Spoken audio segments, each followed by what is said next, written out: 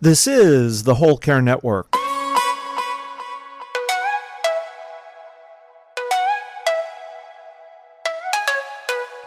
Helping you tell your story one podcast at a time. Content presented in the following podcast is for information purposes only. Views and opinions expressed in this podcast are solely those of the host and guest and may not represent the views and opinions of the Whole Care Network.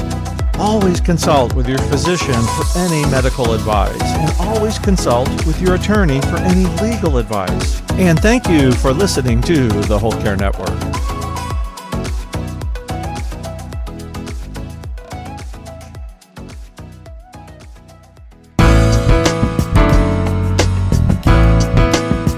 I belong to a few hospice groups on Facebook, and I just see people are so desperate for information.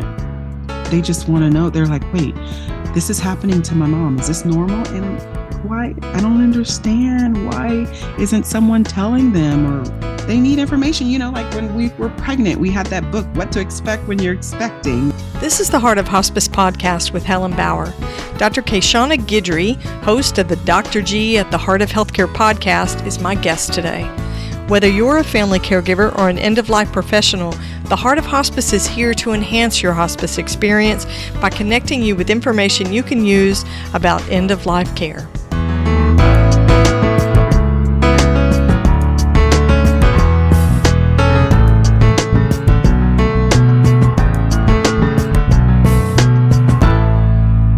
Listen, you're going to need to fasten on your wig, put on your seatbelt, and get ready for this woman. We had an amazing conversation. I think she and I were separated at birth. I love this lady.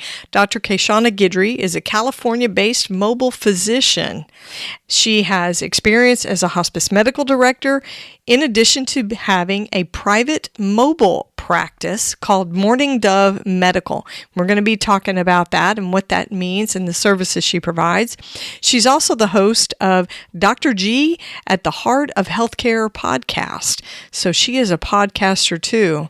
She's got a book called Dr. G's Hospice Pocket Guide, the 7 Things Hospice Physicians Need to Know to Be Ready for Work. And her most recent book is called The Real Deal About Hospice, short stories highlighting the advantages of hospice care for patients and families. This woman is an advocate and a mentor. She is awesome. You're going to hear the story of how she became interested in hospice early on in medical school, how she became interested in caring for people with serious illness and at end of life. She started Morning Dove Medical to serve patients who had graduated from hospice, patients who had been discharged off because they no longer qualified. Her friends will tell you that she's someone who keeps it real and that she can have the difficult conversations. And I think that's what makes her good at what she does. Morning Dove Medical focuses on serving people who have been discharged from hospice and or palliative care. It's a mobile practice that visits people wherever they call home. And of course, the big part of their mission is education. Super important. Dr. G is going to be talking with me about how it impacts patients and their caregivers to be discharged from hospice, how losing those services can negatively impact quality of life and what they're doing. She's also going to share how it impacts the hospice team, because believe it or not, it does impact us. So get ready, because you're going to really love this lady. Here's my conversation with Dr. G.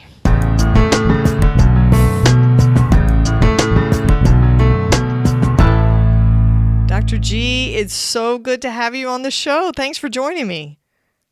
It's so good to meet you, Helen, my favorite person. I can already tell we are going to get into trouble with this conversation. It's going to be so good. We've been chatting for 10 or 15 minutes already. It's going to be really good. They can't hear that conversation. That's the private conversation. Right. With all the shenanigans in it. Okay, so I do have a question for you, just to get my listeners to know you a little bit better and for me to know you a little bit better. So here's the question. I hear you're a Rams fan. So is this a casual thing or is it a full out obsession? So if you have the video on, you would see I have this, so I'm ready. This bracelet with the Los Angeles Rams logo, Oh my word. just in case I'm not wearing a t-shirt or a hoodie or have my keychain, I can always put my wrist up. Like Deion Sanders' son put his wrist up. Oh my gosh. So you have to have some kind of identification is what you're telling me? I support my team. I grew up not having a football team. And so I said, whoever goes to to LA. I was in medical school, by the way, when this all went down. And so there was a discussion between the Chargers, the Raiders, and the Rams. 3 of them are going to Los Angeles. I said, whoever goes, that's my team. So when it dropped, I went on Amazon and got everything. So are you one of these people that go to the game and they paint their faces and No, I'm there. I'm Dr. Mama K. I actually just bought a jersey customized with Dr. Mama K on the back, my Twitter handle. I'm a normal person there. I'm a normal person there, but it's just fun, to be a part of something. My husband and I have season tickets, and it's just a hobby that we do now that we're empty nesters. We can't go to every game. Sometimes we sell them, but it's fun to have a team, besides my college, UCLA. Are you a Cowgirl or a Texan or what? Are you one? I'm going to take some grief for this for people. I am not a football fan. I'm not a sports person. That's all right. Yeah. Although, the Houston Astros, that's a big thing here. A huge thing. Okay. Yes. And my mother, who's almost 91, even watches the Astros. And she tries to tell me about the game. And I'm like, that's really nice, but I don't care. There are not too many people around here that would say that in Texas because we really are pretty proud of the Astros. It's pretty cool stuff. So hey, that's America's pastime. So yeah. We'll go with that. So now my listeners have gotten a little bit of glimpse into your psyche. Yes, with your obsession with the LA Rams. So let's talk about the business stuff. Let's get down to what we really came to talk to. Hospice care and end-of-life care, palliative care. And you're doing some great stuff through Morning Dove, and we're going to be talking more about that. But how, as a physician, did you even find your way to working in this silo of healthcare? Wow. So my medical school, Texas A&M. Yay. Yay, Aggies. Am I supposed to say whoop? It's hard to know all the things because I went for medical school, not undergrad. So I didn't get fully indoctrinated. Right. I just got a little bit indoctrinated. But anyway, I am an Aggie doc. And so while I was there, the first year of medical school, they introduced us to the idea of performing a difficult conversation with a standardized patient. First year of medical school. I don't know if people know this, but the first 2 years of medical school, you're literally studying all day. Imagine finals week in college. That's every day of med school, every single day. And so some days we would have a standardized patient. And so they told us, hey, this patient has heart failure. Go in there and tell them, I don't remember the details, but we had to go just raw into the room, cold into the room and tell them how things are going to be and talk about palliative care. And so that was the seed. Then during the humanities component of the curriculum, they started talking to us about palliative care. And I learned that the director, they were involved in hospices in the community. And so that's why it was important. And also that was during the time when we were having a huge crisis in healthcare. Well, we're always having a crisis in healthcare, but right. With the uninsured Americans, remember that time? Yes. 2012, 2013, that's when all this is happening. And so they were talking to us about people utilizing their 75% of their Medicare funds for the last 6 months of life or however many months, and the quality of life wasn't there. And we needed to start talking to them about palliative care.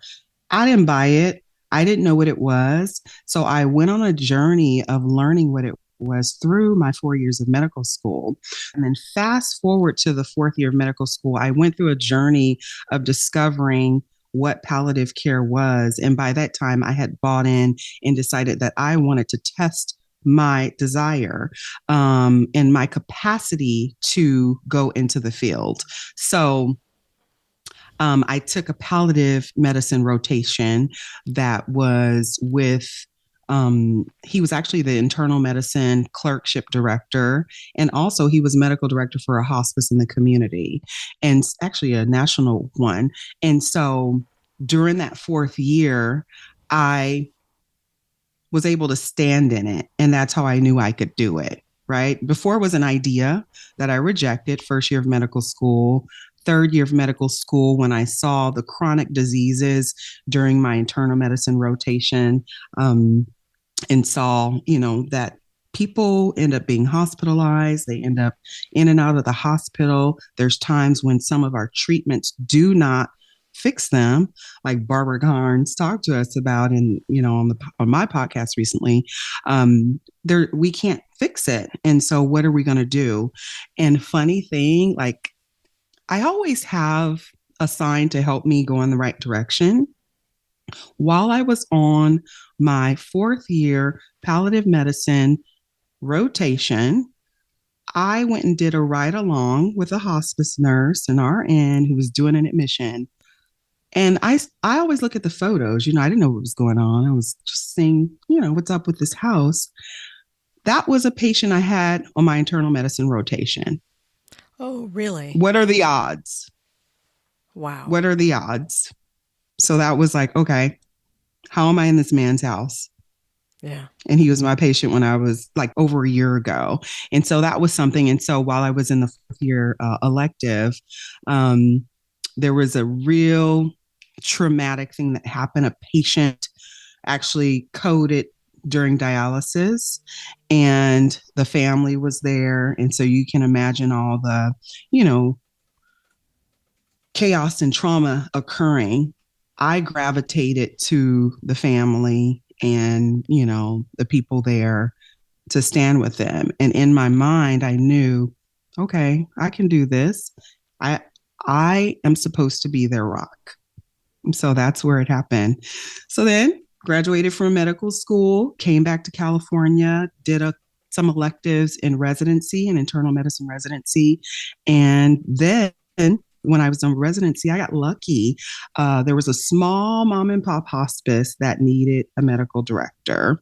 And it was, I had interfaced with one of their marketers in the hospital previously, because I was doing the referrals in the hospital. Like, I was doing the palliative consults. I was having the conversations because I knew I was comfortable by then, because it was introduced to me in medical school. So I was doing the consults, just like you'll do a cardiology consult, a pulmonology consult, and a nephrology consult, and a neurology consult. If someone is at the end of life, or someone has a serious illness that can't be cured, then you should be doing a palliative consult.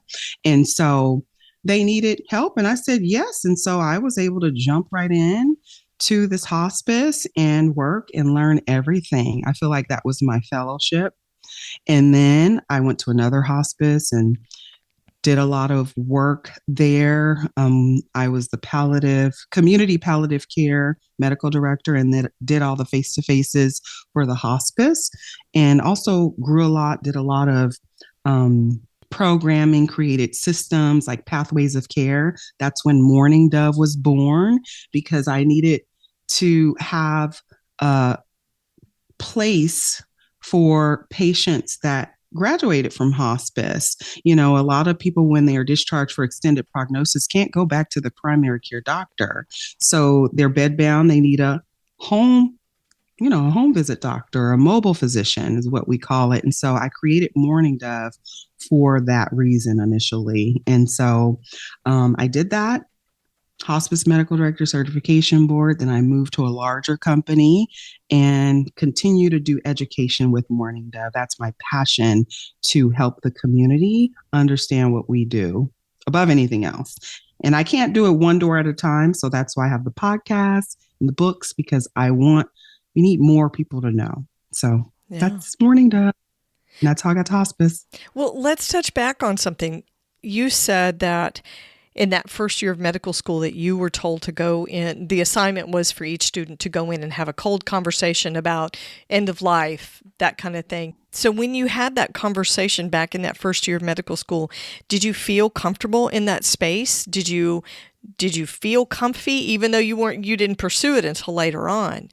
But did you feel like maybe you had some sort of skill set there that you wanted to tap into? I do think I did. So I'm a non-traditional medical student. That's how they categorize old people. So before I came to medical school, I was serving the community. I was a married mother of 3 in my late 30s when I started medical school. So I had been a teacher. I had been in PTA, been on the board for Pop Warner, the cheer mom, Bible study leader. I mean, I've been in the community taking care of people and being a stay-at-home mom. So, and been to many funerals, obviously, dealt with death. So it wasn't completely foreign. I saw it as just being honest. People who know me, they know that I keep it real. So I just have the courage to walk through it with people. Even if I don't know something, someone has to be there to help them. And so that's me. Right. I love the way you think about that. Somebody has to be there. And why shouldn't it be you? Mm-hmm. If you are comfortable in that space, because a lot of people aren't. Yeah. Tell me about the services that you're providing at Morning Dove Medical. What are you doing there? So, clinical wise, so it's services for individuals, teams, and organizations. So, on the individual level, I can be your mobile doc at home and see the certain population that are not palliative and not, I'm not going to see you, Helen, like you're too active, but people who are, That's sad. you guys are too demanding. I don't have time for that. So I'm just kidding. No, folks who are homebound and they can't get to their doctor visits, and those type of patients, they're not on palliative. They may be on home health or something like that, Mm-hmm. or they may have been discharged from hospice for extended prognosis. I can be there for them. I also work with some organizations to help with a 602. It's a form in California that seniors need before they move into a residential care facility for the elderly. It's just seeing where their health is, what their ADLs are, and their medications. And it has to be signed by a physician. So I do that one and done assessment for people and fill out the form so they can move into a memory care or an independent living or assisted living or in their community. For teams, I help small hospice agencies, not too many at a time because who could do that? But for the past couple years, I've had a hospice agency where I'm their backup. They have a small census in the 20s. And so here and there, their medical director may be on vacation, so I'll cover a call. So that's through Morning Dove. And then on the organizational level, I am doing education and offering physician enrichment so that organizations can help their non-hospice physicians have these conversations, or organizations that need to improve their hospice physician documentation, not necessarily the regulatory piece, but just knowing what's required. Right. The things that I highlighted in my pocket guidebook. Just helping them understand what the role of the hospice physician is. The basic role, the basic foundational things that you need to do when you show up on the first day. That's what I'm doing. And then I have the podcast so that there's a library of information to empower anyone who can find it. And I have the 2 books because, again, that's important so that people can have the information. So that's what Morning Dove is about, education and empowerment. I love it. I love it. So I want to dive deeper into one piece that you're doing at Morning Dove, and that is seeing these patients that have come off of hospice because they have been discharged for extended prognosis. So for my listeners, extended prognosis means there's no longer a 6-month life expectancy. The patient isn't expected to die within 6 months. The prognosis, how long they're going to live, is longer than that. So they don't meet Medicare criteria anymore to stay on hospice. And so they're discharged off. We do have a tendency to call it graduating from hospice, but I've come to sort of not like that term because it sounds like it's something to be celebrated. It's great. And I don't know that for patients that have come to rely on the care that's coming to them through the hospice team and for their caregivers, I don't know that it's a really great piece of news for them to receive because it sort of pulls the rug out underneath their care. So let's talk about that. What do you think the impact is on these patients and their caregivers when they've been told that the hospice service is going to stop? Yeah, I'm with you on the graduation word. So I think now that I understand that, actually, Lisa and I had a discussion from the death deck about that. And I think that more is an inward facing word. But I'm going to have to come up with something else for the actual people, because I don't think we don't walk in there with the class of 2023 t-shirt, and say, congratulations. bye. Yes. No. Here's your award. No. We don't do that. It's actually a different process, but the impact is very challenging. It has an impact on the patient and family and the team. I have had my hospice aide on one of my teams. He is super vocal and he will just go off and say, "Doctor, if we do this, this is going to happen." And I mean, he just, yeah. He talks about how he's been taking soup to one of them. And if they don't have this, they are not going to be here. And we can't just leave them and they're going to die because anyway, so we have very robust conversations. So it's a challenge for the team to let go of that person. The teams love these patients. And I don't mean that in an unprofessional way, but your show is called The Heart of Hospice for a reason, right? It's difficult. And then there's some grief associated with that separation. And then the patients and families agree. I agree with what you said about pulling the rug from under them.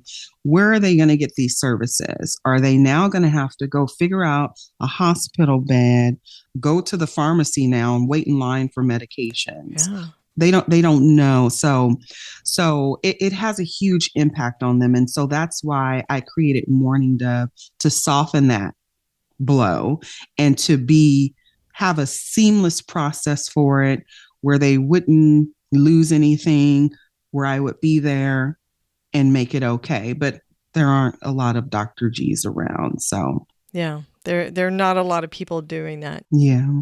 Basically, what it comes down to is the patient's status and their needs have not changed. And I've had those same conversations with other team members, because the first thing that comes out is if we discharge them, she won't have anybody to help bathe them, and they won't have this particular resource or this support that we're providing. And what I always said to come back to is the regulations don't say that. The regulations, the criteria for staying on hospice doesn't include all of those things that we do and that we want to be able to give our patients and their caregivers, their families. I mean, it's compassion and compliance. And they're really headbutting. It's hard to work in a quantifiable way, but we're talking about quality of life. And so those things get mixed up. And a lot of times we want so much to take care of these people, but the regulations say you can't. Yeah, I've had some difficult conversations, trying to talk to a family member about how they think their parent is doing. And recently a conversation didn't go well because they were so taken off guard. They didn't like my questions. From my end, I was trying to be collaborative and just kind of get a sense of what they were thinking to let them know what may happen to, just to keep the communication open. But it just sent them into a panic and it upset them. It's very, very difficult. And since I work for a larger company, I don't have to make that decision on my own. I can take the data to a committee and then they decide. But it's not like that everywhere. Some hospices, they're just dropping people left and right, and then the next hospice picks them up. Especially here in California, we think we have more hospices in California than the whole country, or 1/4 of them are here. Yeah. And so, you if a hospice is trying to be compliant and discharge for extended prognosis, then the next one is just going to pick them up. And we get those all the time. It's very disheartening. So Texas has the same challenge that California has. We have a glut of hospice agencies here, and it's extremely competitive. So when a patient is discharged off, yes, sometimes another hospice agency will pick them up. But what we know about that is it's going to come back to bite you eventually, just not right now. And it's really hard to see that. What they see is, here's another patient we can pick up and the patient looks appropriate. Yes, but the patient hasn't had any decline in the last 6 months or the last year. And that's why we're discharging. So it gets really complicated. And, I don't do too much regulatory stuff here on the podcast. That's not my goal, right? We are the heart of hospice. But I think there is some grief and some fear that the caregiver experiences when you say, hey, this is great news, right? Mom's doing great. She's stabilized. She's improved some. She hasn't had anything happen in the last however many months, so we need to discharge her off. And that's when the discharge planning comes in. And agencies aren't really good about doing that. We don't do psychosocial discharge planning like we should. That falls into the social worker and the chaplain. I think it's super important to get that caregiver feeling comfy and supported. And then the nurse and the physician are taking care of the medical part, the nursing part of things. But we don't always discharge these people so they're comfortable. So Morning Dove, as a mobile physician, you are helping ease that transition so that they don't feel like the bottom's dropped out. Yes. So what do you do for patients that have come off of hospice? What services do you provide? So let's say they're being discharged for extended prognosis. We may put them on home health initially just to get whatever DME they may need. I'll see them, order their medications, just follow them once a month, typically, and for symptoms. Yeah. Yeah. So you actually go out and make a home visit once a month. Oh, yeah. That's my jam. I like going to visits. I heard that doctors don't do the visits, which is odd to me. A lot of them don't. And we've even moved away from doing that for face-to-face visits. A lot of agencies use nurse practitioners to do those in-person visits. We were doing telehealth, but the in-person visits that we have to recertify a patient and keep them qualified for hospice. But so you like the bedside thing, huh? Well, that's why I got into this. It's some companies I know we use nurse practitioners for the face-to-face visits, but for the actual, if someone becomes my patient, I'm seeing them. I want to meet them. Just recently I had a patient, private, mobile patient. It was her birthday. I took her a cupcake. Oh, see, this is the compassion part. This is the compassion part of healthcare that I don't think we often enough tap into, because I think it's our why. It's why did you get into this in the first place? To connect with people, to provide empathic care. I think that is our why. It goes all the way back. So what would you say holds the most meaning for you as a physician in those interactions? My goodness. To the point of what you said about the heart of it. First of all, I love what you said about compassion and compliance. It's like oil and water.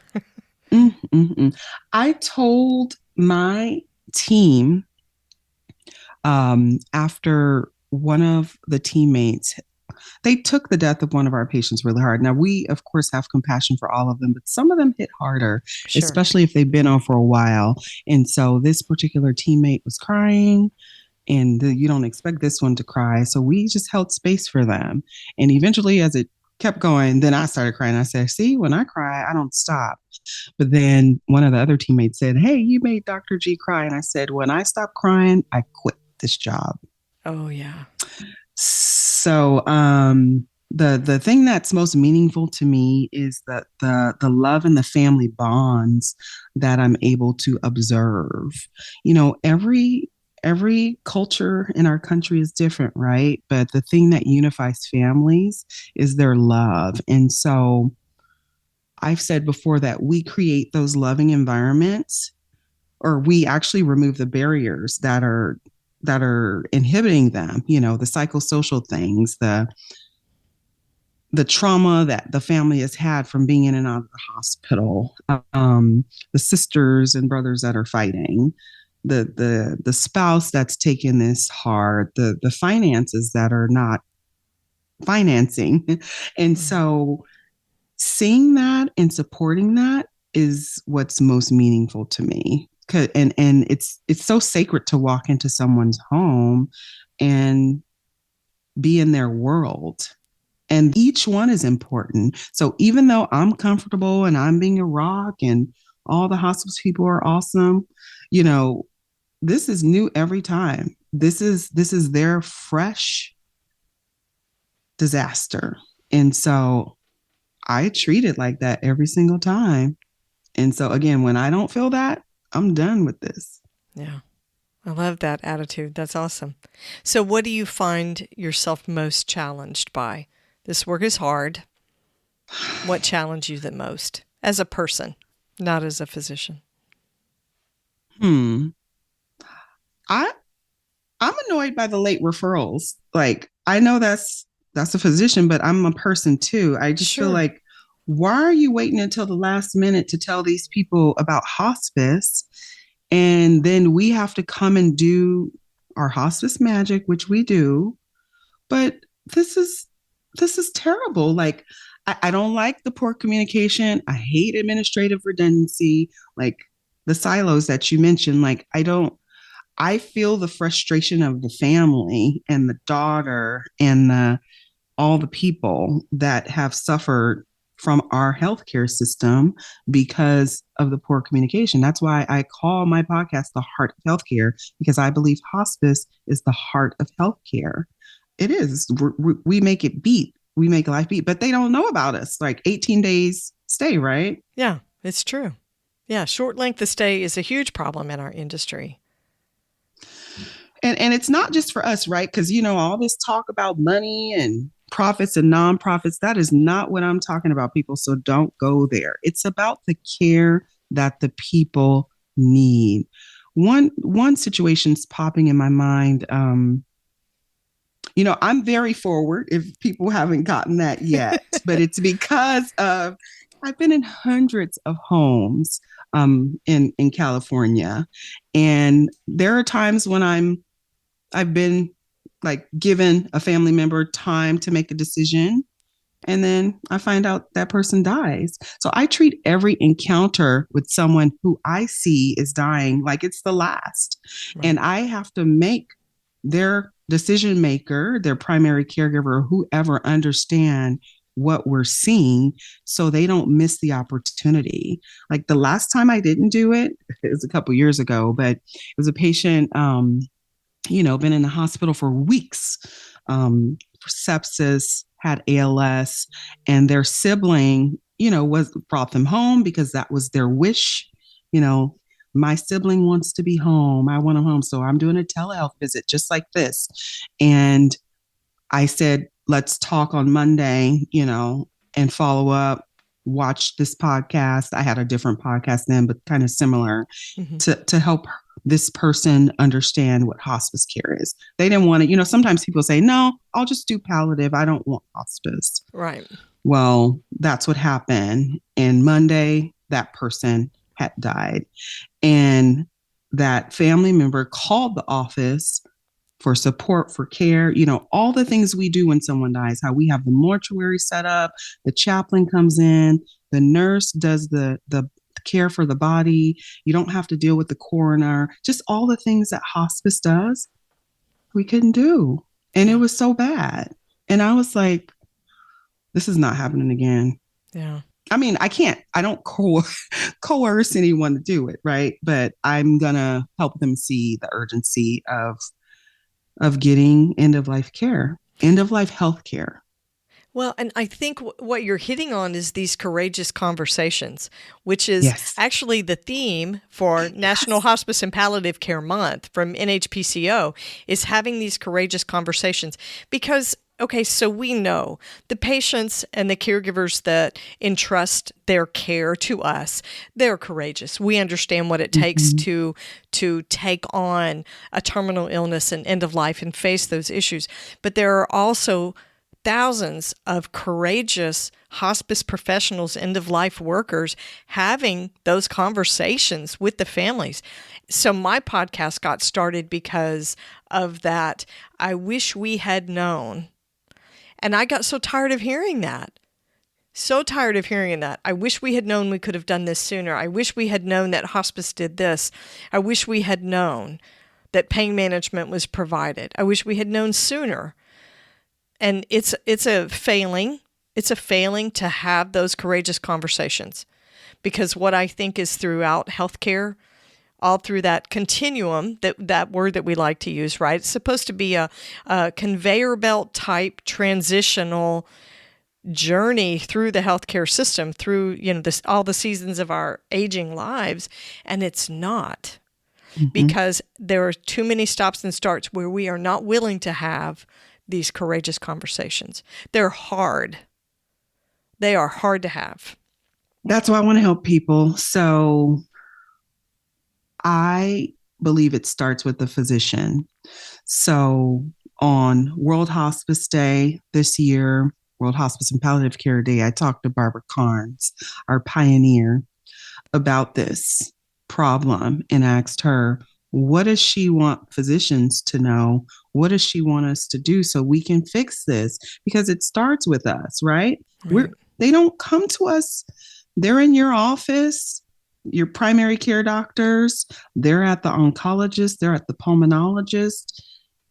You went to medical school. You know what's going to happen. So we need to bridge that information, and the person should know. For dialysis, like, my teams have care conferences with families about that because they want to start it up again. And I'm like, wait, did they tell you how long this would be?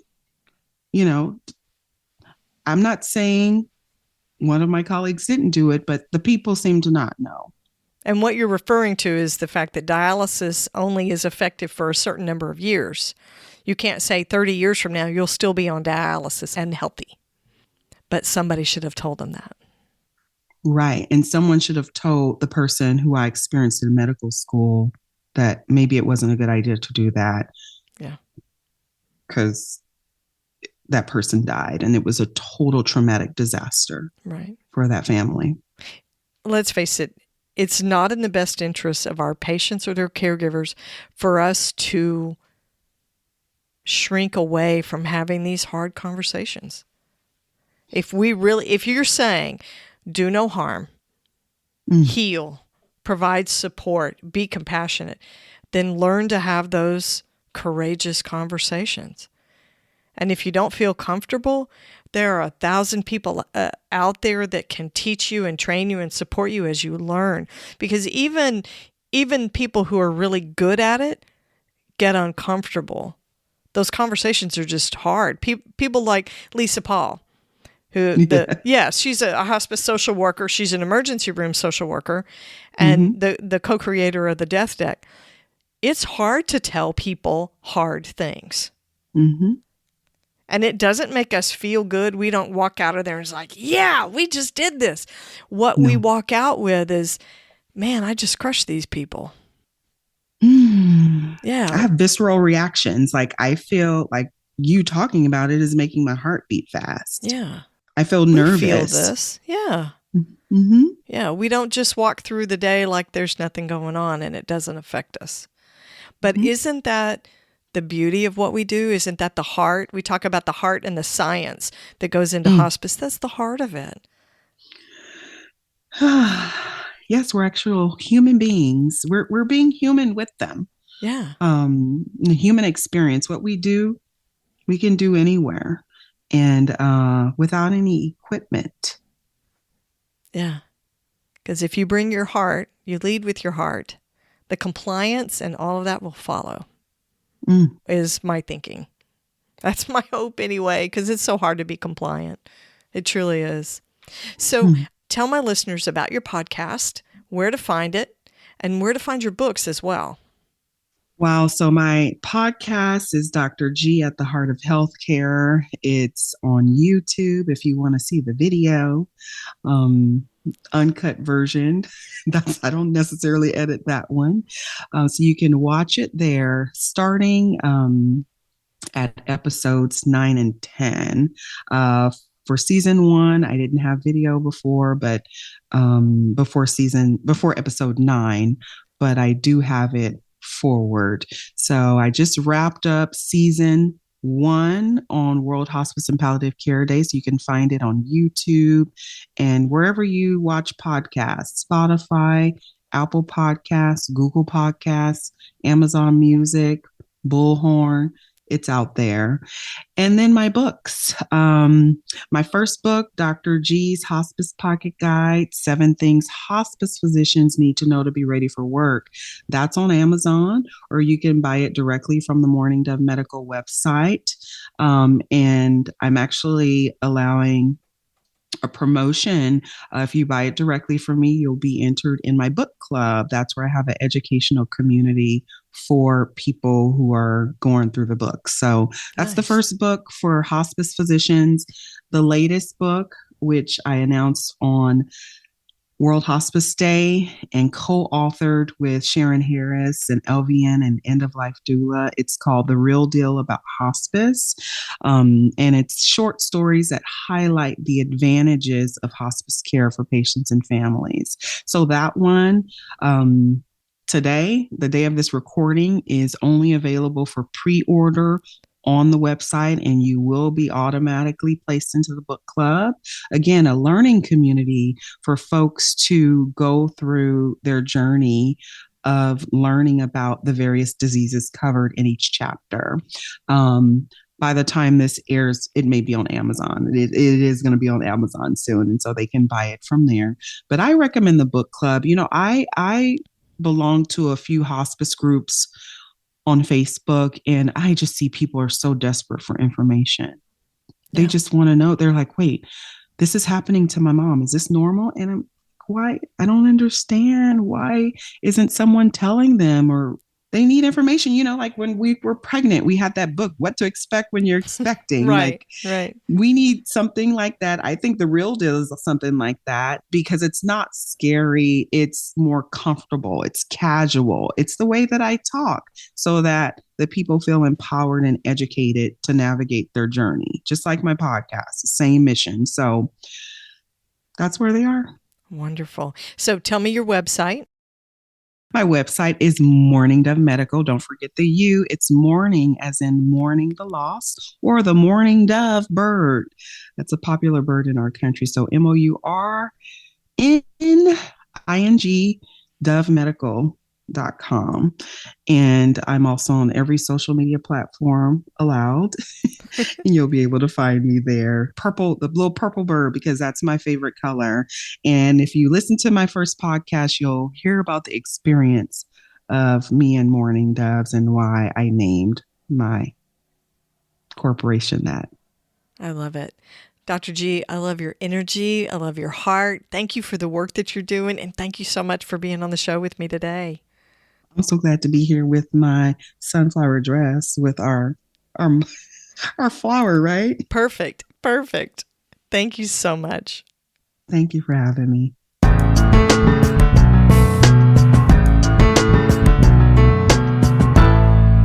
what a great interview, and what an advocate's heart she has, not just for patients and families, but for the industry, for the quality of the care we're providing, and for her colleagues. So you can find Dr. Guidry at morningdovemedical.com, and remember, it's morning, MOURNING, Dove Medical. And you can also find her podcast, Dr. G at the Heart of Healthcare, on all the major platforms. And you can also find her on social media. So check it out. There's a purple dove for her logo. It's very easy to recognize. So connect with Dr. G, see the work that she's doing. You're going to be encouraged and inspired.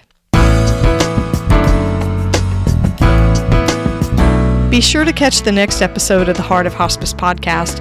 You can find more episodes on theheartofhospice.com, and don't forget to follow us on your favorite podcast platform. You can connect with the Heart of Hospice on Facebook and Instagram, and send your questions or comments by email to helen@theheartofhospice.com. And remember, no matter who you are or where you are in your hospice journey, you are the heart of hospice.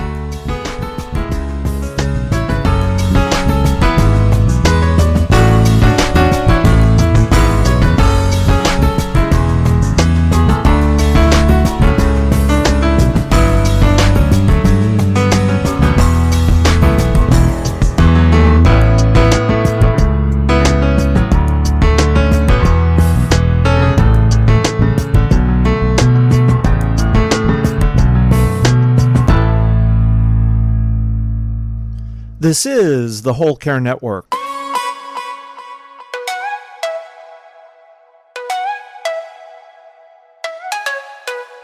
Helping you tell your story one podcast at a time.